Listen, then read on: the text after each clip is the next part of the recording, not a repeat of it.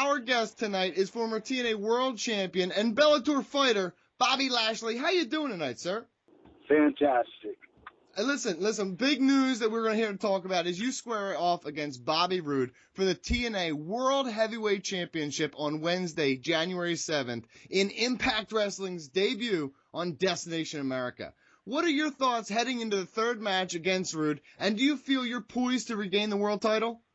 Well, first of all, I think we rose that bar really, really high coming into this third match. The first match we had was incredible, and the person that was supposed to win won. The second match, I mean, it was even, I think it was as incredible, if not better. So this third match, I think we're really going to have to give the crowd what they want, but at the same time is we know who should be the champion, especially in TNA, and that's me. So I think that coming to Destination America January 7th, I think it'd be a good time for them to go ahead and hand over the title to the real champion, and then we can run it the rest of the year that way. Mike, you all right? Yeah, there's a lot of intrigue surrounding TNA right now, obviously, with the reboot and the move to Destination America. So with TNA now potentially being seen by a brand new audience, a brand new demographic of viewers, how important do you think it is for not only you and Bobby Roode, but also the roster as a whole to make a good first impression? Is your mentality any different heading into this than it normally would be? I don't think it's any different. I think the reason it's not going to be any different is because I think that's what TNA's been doing the entire time in their existence. Is they've been kind of coming. That was an organization that everybody wanted to put their thumb on with all the people that have been coming over there and the amazing talents they had. So it's like every week it's like we have to prove ourselves again. We have to prove ourselves again. We have to prove ourselves again. You know, we're not the biggest out in the field, so we have to do a little bit extra. And I don't think it's going to be a challenge because, since I've been there, and I mean even before that when I watched some of the stuff with TNA, we've always had great shows. And since I've been there, man, the ratings have been doing great, and the shows have been getting better and better each time. So I think with the momentum that we have from last year, we're going to keep it going. We have a lot of good guys coming in. You got the Hardys that are still in there. You got MVP, myself, Kenny King. We've been doing some big things. Bobby Roode's been having some great matches. I mean, he's a champion right now. But we get, like I said again, we got to take that away from him. But everything that we've been doing, I mean, it's been right on point. And I think that going into this year, we're going to show Destination America and all the new fans what professional wrestling is about. BG? Bobby, can you explain the difference in how you approach and prepare for a wrestling match compared to a mixed martial arts fight? Well, I think part of which is I'm a little crazy, so I don't really distinguish between the two. My training stays basically the same. I believe going into it, before when I get into training, I used to train just one way. So I was just training to get bigger and more appearance-wise. Now I train completely different. I train to be a better athlete. So that just goes hand in hand with what I'm doing with the professional wrestling side and what I'm doing with the mixed martial arts side. I mean, I have a great trainer here. I train with some great guys. So I don't really have to even change my training around. I just feel sometimes when I get closer to a fight, I'll just up my cardio just a hair. But, the match that we've been having in TNA, we're doing 20 and 30-minute matches.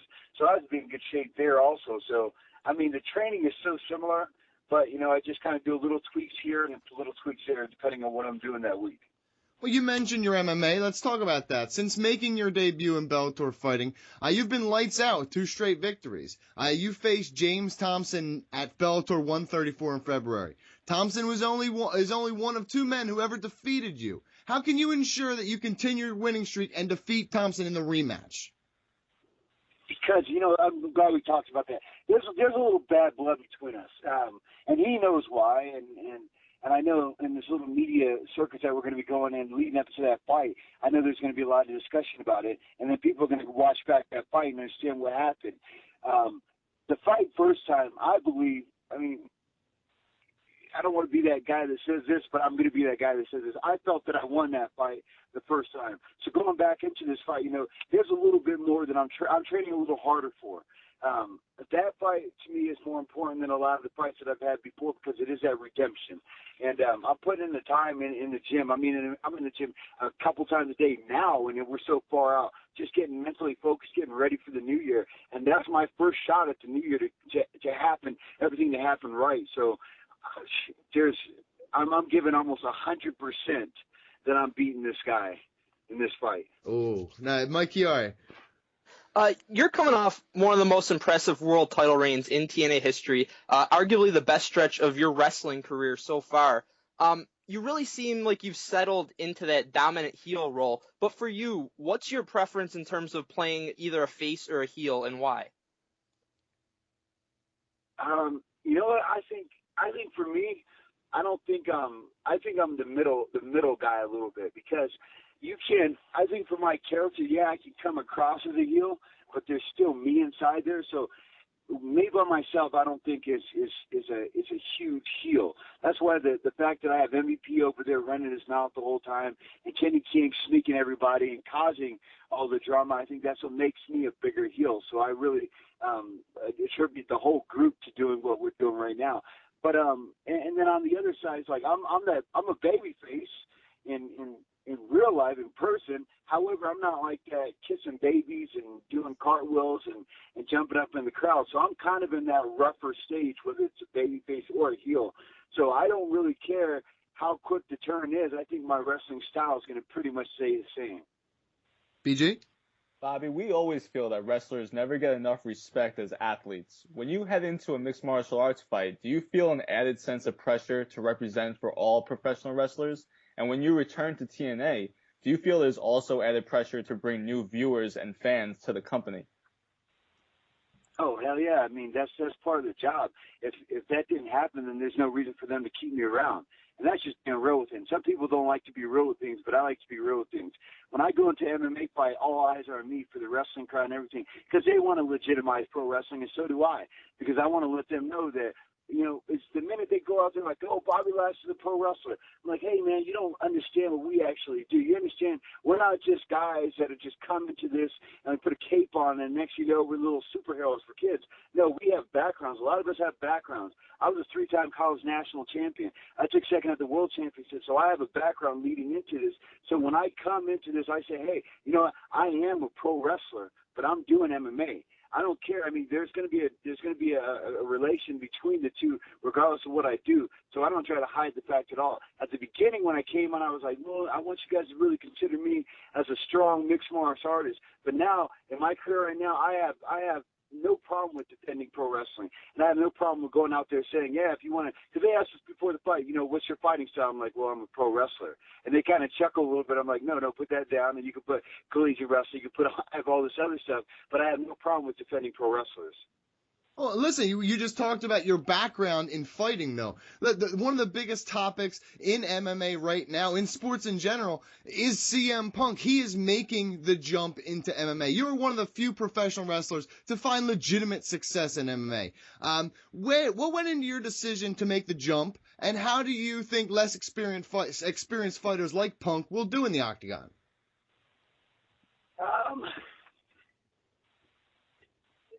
My jump was after I left pro wrestling. I mean, and then because I saw that competitive edge, and I felt like I was in great shape still as far as like physical shape, like not my body having too many miles on it. I felt like I can go through training camps and be able to be healthy and everything like that. So when I got out, I jumped right into it. I think the big factor is getting into a good camp. And I was in a good camp where they were like, okay, yeah, Bobby, you're a pro wrestler, but now you're in our room. So we're not going to baby you. We're going to go after you just like we would go after anyone else. And that was American Top Team. And since I've been doing that, I think it's been good. They keep me honest and they keep me humble at the same time. So I like that part of it. And then as far as the other side, I've been torn between this with the whole Punk thing because I'm getting torn hard both ways. Now, I heard an interview one day that kind of I can understand it from a fighter's point of view, but then at the same token, I understand it from CM Punk's point of view also. And I told him as soon as he did it, you know, I went online and I said, you know what, congratulations and do what you want to do, because that's what it's all about. It doesn't matter whether people think he's ready or not. If he says he's going to do it, it's him that has to step in that cage. And that's where I take my hat off to him and respect him, because it's even harder for him without having that real extensive background to be able to do it. So I take my hat off to him, and all I do is tell him as a friend and as a coworker and I just tell him, make sure to bust your ass before going out there, because when that cage door closes, it's real. And that's what people got to understand. It's real. You know, there's so many people that sit up on the side and they watch it as a quarterback, that armchair quarterback, and they think that you can just go, oh, I took jiu-jitsu class or I had a couple fights out on the street. It's completely different. It's a chess match, a very physical chess match, and you got to make sure to have all the pieces of the game well intact when you go in there. So, I mean, I think CM Punk is going to – I know he's a very intelligent guy. There's no way he would have made it to the level that he has in anything that he's doing unless he's a very intelligent guy. So I know this move was very calculated, and I know that he's going to have – he knows that the next step isn't a step after that. Or if he doesn't know, he's going to have the right people around him to tell him. So, man, I'm going to tune in for that fight, and I think everybody else is.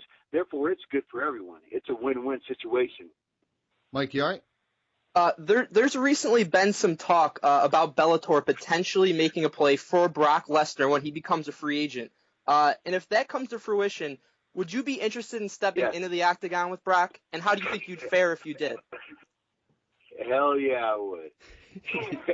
and I would. I mean, I'm not saying I'm not one of those arrogant guys that's like, oh, I'm gonna go and kick somebody's ass. I'm not one of those guys that's gonna start trash talking the line or anything like that. I'm one of the guys that understands what this business is about, and what this business is about money. And at the end of the day, any fighter that says it's not about money, they're ridiculous, because we wouldn't be training as hard as we do and putting our bodies in line and torturing our bodies unless there was a payday at the end of the day. So, with that being said, if Brock does sign over with Bellator, I think one of the biggest fights that he can have is me. I mean, and it's not a case of, oh, this is going to be the greatest fight, or this is the fight that we want. It's because we have so many similarities. The crazy part of it is I've never even come face-to-face with Brock in person. I don't know him. I've never met him. We've just always had a lot of comparisons. Everybody asks, Brock this, Brock that. So I say this time, it's like, give the fans what they want. And me and Brock will probably walk away with this pretty healthy. We beat each other up pretty bad, but we'll walk away very financially happy. And as far as who I think will win, of course I'm going to say myself. I wouldn't take the fight if I thought I was going to go out there and get crushed. I think it's a good fight. Our styles match, and I don't think either one of us are going to overdo the other person because we have the same style. So it's going to be a very strategic match, but I like the matchup. BG, final question? Yeah, Bobby, your recent work with MVP and Kenny King has been among the highlights of every TNA show. Could you discuss the relationship you have with them, maybe backstage, and if that's a reason the chemistry you share on screen has been so great?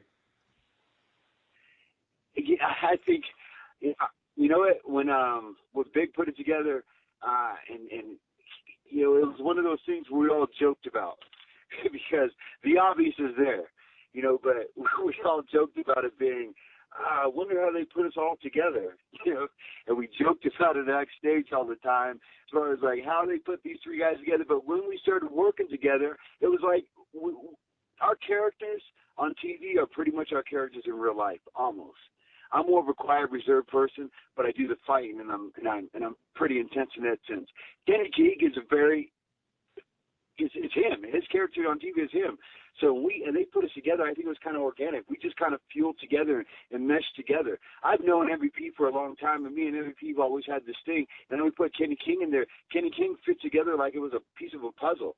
And then since we've all been together, it's like everybody's thinking there's got to be that time where these guys split apart. But to me, I'm going to do everything that I can to keep us together because I think it's something fun. I think it's fun, it's different, and it works. So I'd like to keep it going. And I mean, backstage, we're all good friends, and we all mesh really well. We have the same ideas. We talk to each other outside of the shows, and we say, hey, you know, if there's let's strategize. Let's come up with a plan for what we do next. It's real, so I enjoy it. Oh, you know what? Catch Lashley on Impact Wrestling January 7th against Bobby Roode for the TNA World Title, and on Impact on Destination America every Friday starting January 16th. Impact is coming to the Manhattan Center the 7th, 8th, and 9th of January. Go get tickets. A huge thanks to our guest, Bobby Lashley. Tell the fans where they can support you, Bobby.